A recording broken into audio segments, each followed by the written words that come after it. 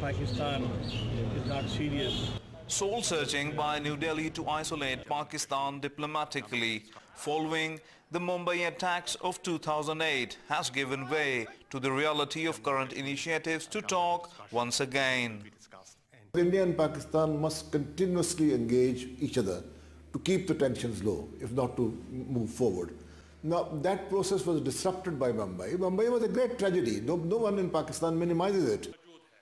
Prime Minister Gilani believes that international pressure has forced India to come to the negotiating table once again, and opposition politicians seem to agree on this. Americans will keep the Indians at bay, and they'll put pressure on India to start talking with Pakistan. So Pakistan gets comfort and relief on the eastern front with India so that we can concentrate solely on the western front with Afghanistan. India has made it clear that terrorism is on top of its agenda for talks, but as much as India might want to avoid the K word in the talks, Pakistan believes Kashmir has to be a vital part of any dialogue. Composite dialogue contains a very clear sort of clause or division for discussing Kashmir. I think they are uncomfortable with it, and they hope that somehow or the other out of this they can evolve a formula by which the entire process of dialogue with Pakistan can be restructured. Now that Pakistan of course would not easily agree to.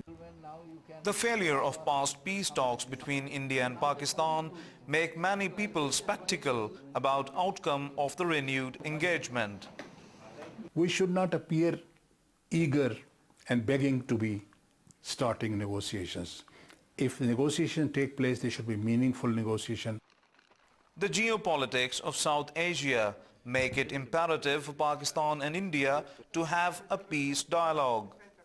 Peace with India is a strategic imperative. It is necessary for us, it's necessary for India. And if India at a particular moment is being short-sighted, we should not be short-sighted. We should continue to search for pathways of peace. Economists say that despite all tensions, a boost in trade relations and people-to-people contacts between Pakistan and India can pave the way for durable and lasting peace between two nuclear neighbors who have fought 3 wars since independence from British rule in 1947.